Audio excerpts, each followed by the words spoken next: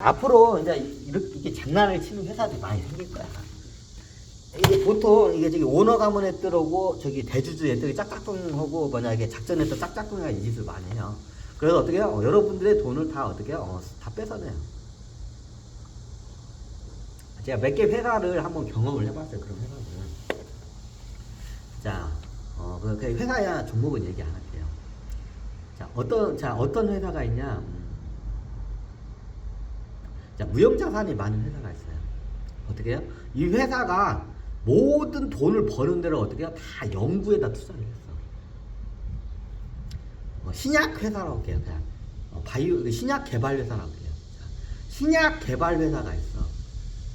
자, 신약 하나 개발하려면 이게 천문학적인 돈이 들어가. 신약 하나를 개발하는데 예전에 다큐멘터리 봤는데 신약 하나를 개발하는데 우리나라도 하나를 개발하는데 어떻게 연구비가 1조 원이 넘는 경우가 많아요.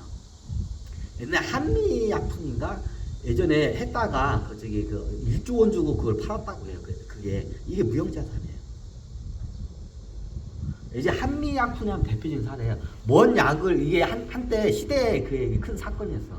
한미약품 맞나? 머시기약품인데 까먹었어요. 그 종목 이름. 이 회사가 뭔 약을 개발을 했는데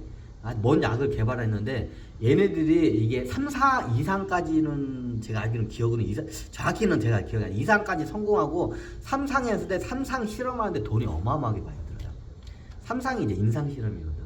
어마어마하게 들어요. 2상까지는 성공을 했어.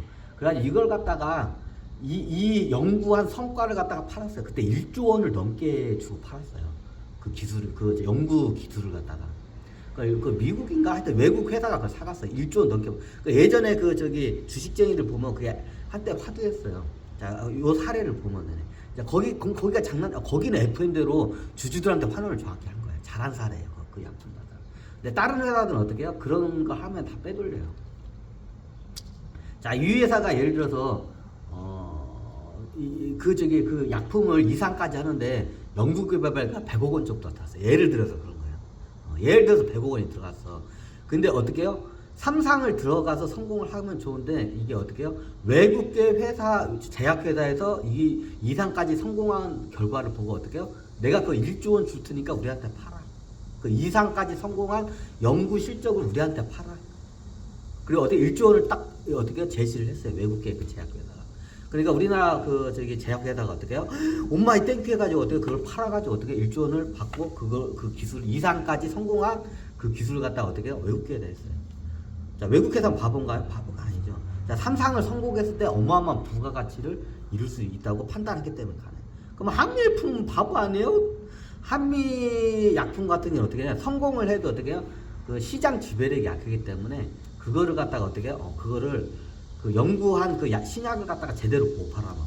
그러니까 시장 지배력이 돼요. 근데 어떻게 보면 이제 미국에 있는 이런 제약회사는 시장 지배력이 전 세계적으로 글로벌하기 때문에 이게 틀려요.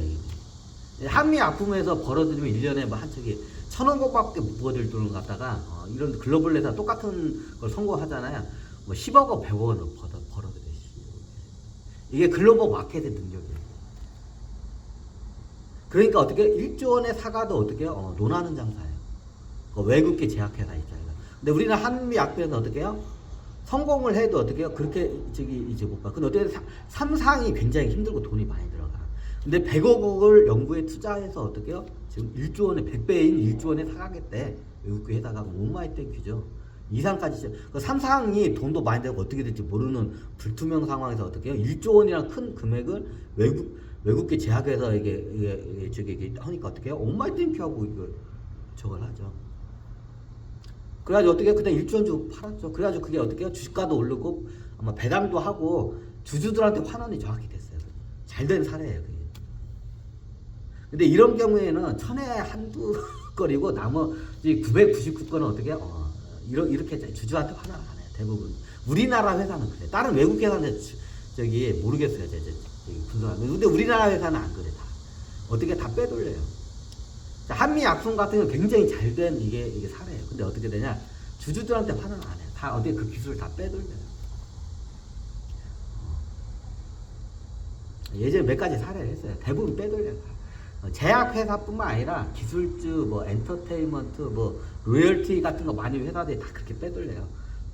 그런 식으로. 왜? 이거는 물질이 아니기 때문에, 무형자산이기 때문에, 측정이 하기 때문에, 이게 쉽게 말하면 한미약품이 개발한 연구 시장에 1조 원에 사가는데 1조 원짜리 갖다 어떻게 해요?